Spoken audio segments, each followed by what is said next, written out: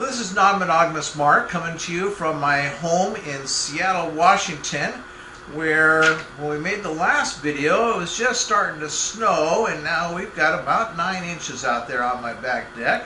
And I'm here with my partner, Chris, and we're going to continue the conversation about questions that new people coming into ethically and consensually non-monogamous lifestyles, whether it be swinging. Some of these questions apply to both swinging and poly and all different, different assortments. But we're going to go ahead and continue the conversation together here, answering questions that my viewers have sent in to me. And so if you want to send questions in to me, then click on that link that's down in the description of this video, and that'll take you to one of my pages on the internet where you can get on my email list. I think right now I'm offering a free book if you'll give me a review of the book. It's a book I've not yet quite finished with. It's a guide, and so that guide, before it goes on sale, I'm looking for people to review it for me. And so go ahead and click on that link so that you can have direct contact with me, because one of the first things that I'll send you is a list of how to stay in touch with Non-Monogamous Mark. My email addresses, my Facebook, my YouTube channel, my phone number. You can text me, all kinds of different ways that you can stay in contact with me. And so that's how people go ahead and send me their questions. And so we're going to continue on here then. If you didn't see the first part of this video that we made the other day, then go ahead and look for that. I'll put a link to it in the description as well, and so that you can see the first part. There are many very good questions. So we're going to just continue on with the next question that we got here. And these are under the category of just general questions that new people will ask when starting to live an ethically and consensually non-monogamous lifestyle. And that is, the question is asked, do you offer to pay for part of the room if you have been invited to a hotel to play? What do you think, Chris? Wow, I don't know on that one. Okay. I don't know. Well, and so I would say, that just my personal opinion. Again, I am like to preface with the answers on these questions is that these are all really subject to your own personal opinion, and that with them being subject to your own opinion, I'm sure that there will be people that will disagree with me.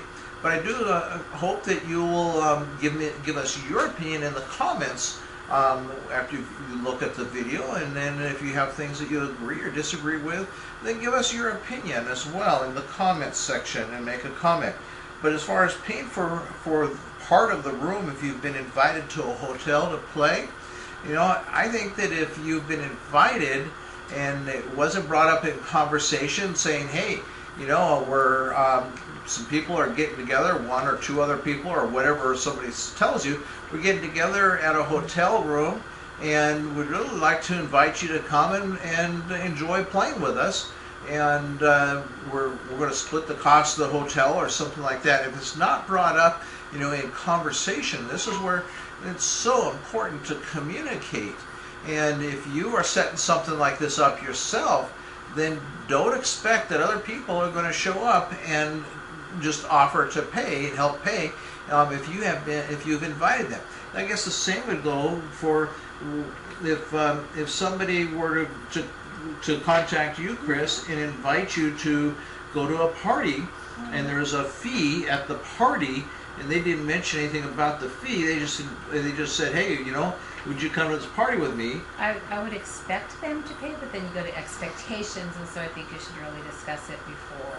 Yes, so and so that's a good point. That if you have someone that is going to pay your way, then that may come with expectations. Now, I don't think that should come with expectations personally. If I wanted your company and invited you to a party, or another woman invited her to a party, that means that I am asking her to come meet me at that party, or to come to the party with me, and I'm going to pay, but that doesn't mean that I'm expecting sex. As we talked about the other video, that expectations, expectations are uncommunicated uncommunicated thoughts and ideas that one person has, well, that doesn't mean that the other person has those, and it's unfair to impose your uncommunicated thoughts and ideas, your expectations on anybody else but you.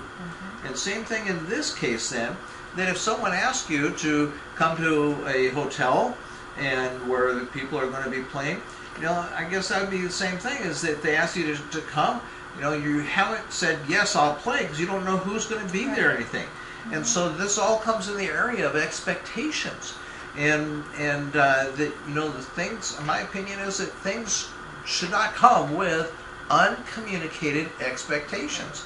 And so if someone says, hey, come to a hotel or come to a party and we'll go Dutch, then you can say, well, how much is it going to be? And then you can discuss that. Or if you just say, hey, come to the hotel or come to the party, and they don't bring up anything about money, then I would say that you're being invited and you don't have to feel like you need to contribute. Right. And if you want to make sure, just say, hey, do you need me to kick in some money for it? Yes, so again, you always have the option of being able to come back with that kind of a question. And, and if you have funds to do that with, then come back and say, hey, can I help to pay for part of the cost? And that's always, that's a good thing if you have the funds. But not always do people have the funds. And so that's, and they don't always want to take and bring up the fact that they don't have the funds. And so all these areas of, again, this would be like expectations. You can't just expect that, okay, yeah, that they're going to go ahead and offer to help pay. Yeah, if I'm going to invite someone to a party or to play with, if I don't say, hey, do you want to come with me and pay your share? If I'm inviting someone, I expect I will pay for that. So you can have expectations for yourself. For myself. If I'm inviting someone, I will pay for something. Yeah. We met a gentleman out to dinner a number of months ago. And he was a very nice gentleman, and he certainly, at the end of dinner, he offered to pay. But it was where we had invited him to come out with us, and so, because we did not communicate that ahead of time or anything about the pay or what have you, we certainly did not expect him to pay. Exactly. And because we wanted to meet him and wanted him to join us for dinner. And so we were going to be going to dinner, and so we just wanted him to join us for dinner. And so we paid for his dinner then. Yeah, right. And so that's, I think, the idea with whole idea of expectations, that if it's not communicated up front, it's just wrong to expect anything from someone else other than yourself. Right. And so when you go to a party, even if you pay for someone to go to that party with you, or you pay for the hotel that someone is joining you at, it's wrong then to expect that with that payment comes other things. And so that's just the thing about expectations. So then the question comes, do you bring a gift for the host? In a play situation, I wouldn't necessarily think a gift would be... Whether it be like a hotel and somebody is inviting you and they're paying for the hotel, or if maybe you're at a house party and there's a host that's hosting the house party and they're not charging any door fee or something. I may bring a bottle of wine or something. And I think that when it comes to this, again, it's really if you don't really, it's not something, there's no should for you, because the shoulds in life can really take and turn your play upside down. This is supposed to be for you to have fun. And so if you start adding a lot of shoulds and a lot of rules and things of, well, you should do this, you should do that, or if someone else starts to take and put that on you, no, that's the person you want to stay away from. Don't overthink it. Yeah, don't overthink it. This is to be a good time for you. It's supposed to be liberating for yourself. It's supposed to be freeing for yourself, not obligating or anything of that nature. And so I know that I've had people that I've played with before that have given me gifts, and I really appreciated that, and it was very thoughtful and very kind. And it shows that person's a person that has some class. But again, not everybody has the money to maybe even buy a bottle of wine. Right. And so if you have a little bit of money for doing something like that, and it's your personality to really kind of show some class, then a gift is always nice. Or to maybe even afterwards to follow, if you went to someone's home and you played at someone's home, you know, you got their address, mail them a card, a greeting card. You know, that's why I use I'm a distributor for send out cards. And I use send out cards because I can just quickly go onto the internet. I can you know, make a custom card, and it's in the mail the next day, and it's just a great service. And so I really enjoy that service. But you know, and so it shows that you have some real class when you do things like that. And for me to use send out cards and drop a card in the mail. And I'll put the link in this video to my Send Out Cards account where you can learn more about that. But you know, to put a card in the mail, you know, it only costs you $2.50 or something like that with the postage, and it's just a really kind gesture, particularly now when people only get bills and junk in the mail. Yeah, it's nice to get a card in the mail. It's really nice to get a card in the mail, and so that shows a touch of class. And then also, I think that a card is something that will arrive, like, you know, days later, and it really brings back a nice memory from that time. And so a card can be a really nice gift, and but bringing a bottle of wine can also be a very nice gift. Whatever you're comfortable with. Yeah, but you know, again, make sure that it fits your budget. There's no shoulds here, and it's not something that should make you feel that you're spending money that you'd rather not spend because you just don't have it to spend. This is for you to really enjoy your life. Okay, so then the next question is, should one bring things like toys when going someplace to play with other people? Definitely. If you have a toy you want to play with, take it. That's right. Take it. You know, and you'll find that commonly, not so much men, you know, but commonly the women, they'll bring a little, someone will have a little case that they always use, a little bag, and you'll see that they've always used the same bag or the same case. It's their party bag, you know. Mm-hmm. And then other women, depending, sometimes it might be a party where you're going to spend the night, or all kinds of different situations. So you may want, you know, a change of clothes, you may want a toothbrush, you may want a hair dryer. So, you know, there's those situations where you might end up taking a shower, and that hair dryer comes in handy too. Mm-hmm. And so, and if you're going to a party where you're going to possibly be taking a shower and what have you, then you can always ask, you know, hey, can I, you know, should I bring a towel and things of this nature. So the big thing here is to, if you're not sure, ask questions. You know, hey, you know, what's going to be the kind of, what are other people going to be doing here? Can I bring some toys to share with people or have fun with myself? You know, and then the thing was, another thing I'll mention at a party is that if you do take and share your toys, make sure there's a condom on the toy, and then you take the condom off the toy when you then use it with another person, and other than yourself, you know. And so that's the only thing you have to really do is to just use a condom on your toys, and you're good. Okay, and then what do people do for hygiene in between partners? Generally, where we've gone, there's been a place to shower. Mm-hmm. So we always shower between partners. I'm sure if there's not a shower, there's a restroom you can clean up a bit in. Mm-hmm. Yeah, you know, and this is just really personal. It comes down to personal preference. You know, and I know for me, it's nice to have a place to shower when we're at a place to play. And fact is, I left a place, you and I did a long time ago, because they didn't have a shower, and it was a commercial space, and they didn't have a shower. And I think I'd probably maybe do, you know, if there was somebody I wanted to play with, or a couple of people I wanted to play with. Now, I was really early on in my experience, and I felt that a shower was just critically important and had to have a shower. And so now it's like, okay, yeah, a shower is nice, but I don't think that I have to have a shower in between play partners.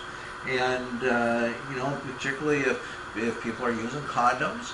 And so it's from the woman's standpoint, you know, I mean, You know, if you are well lubed because you've been played with already, and but the person didn't use condoms, but it's your own fluids, then you know that's just sexy.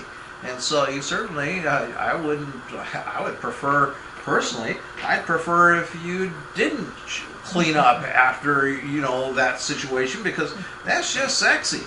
Well, what do you think? Now you're straight, so I mean, you're coming from a straight woman's standpoint, not where you would find another woman. Well, no, but even if you're with another man after being with a man, it's much more comfortable if you're already lubed up and already, it's much more pleasurable. Yeah, and so I guess just in the conversation, we really kind of thought through this a little further and saying, shower is not all that important. It's not necessary. Yeah. No, now if you're on the other hand, if you're in a group of people where you're exchanging fluids or you're not using condoms and that's okay with everybody, then it's just really an individual preference. Yeah, I think, and I'll be talking about safe sex another time, but I'll just comment that people always feel like that safe sex is using condoms. It's a typical comment that's made. Safe sex is condom use. And that's not true. Safe sex just means that if everybody is safe, that they have a good solid pattern of testing and a lot of protocols I'll be talking about at a later time. It can be as safe to play without condoms as it is with condoms. You just don't have to get hung up about it. And that I know that I've read online and I know myself that there are guys that really enjoy the idea of having sex with a woman who already had another man come inside of her. And so it's a very enjoyable experience. Some people, they go, oh no, I don't want that.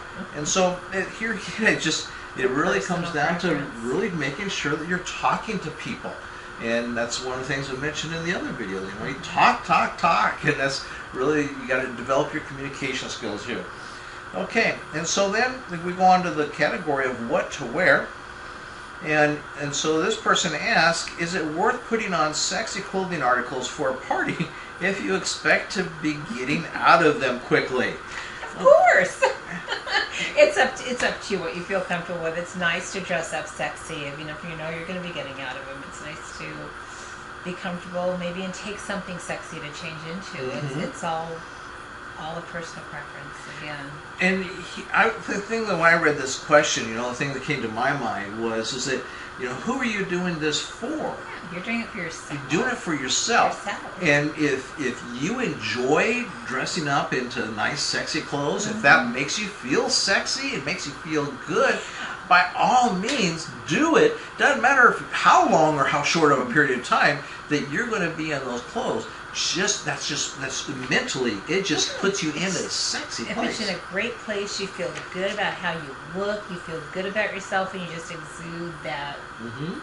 That comes out of you. And at the same time, though, don't feel like then, you need to dress up and everything. So if it's your personal preference is what it comes down to, your personal comfort level. And this is all about you and you being sexy and you having fun and having a great time.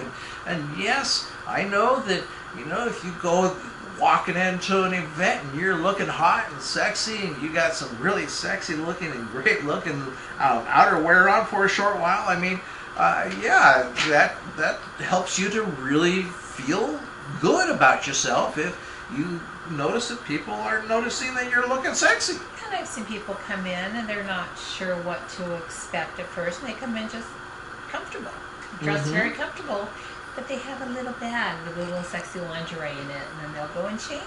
Yep, that's right. I've seen that happen a lot too. And so, before we get, I think we'll go ahead and pick this next section up on the next video. As it talks, there's a number of questions here that talk about the other person's partner, and that's the partner that you're having sex with someone, and maybe that person has a partner, and how to kind of interrelate and such with that partner. And so we'll talk about that on the next video. But so as far as general questions and things of what to wear, those are the two sections that we've covered so far. Chris, is there anything else that you can think of that you want to comment on? Not really. Just talk. Have discussions. If you're in doubt, ask. Yeah. You know, and enjoy yourself. Think of what you want. And assume. I want to emphasize that again. You know, don't assume. Don't assume anything. The only time you never assume is assume things about yourself and for yourself. You know, like assume when we met that gentleman for dinner. You know, we assumed then we would be paying. Right. You know, and so we did not assume him to pay. You should never assume someone else. Don't put your expectations onto someone else. Only have them for yourself. That's right, and only have your expectations for yourself. And then the other thing is that right along with that is that this is for you, and not for you to think, well, how am I going to make sure I do everything right for everybody else. And another thing to remember too, which is really important, I think, is you can still always say no. Very good. You can still always say no. That's right. You can say yes, and then because if it is all about you. Feel right.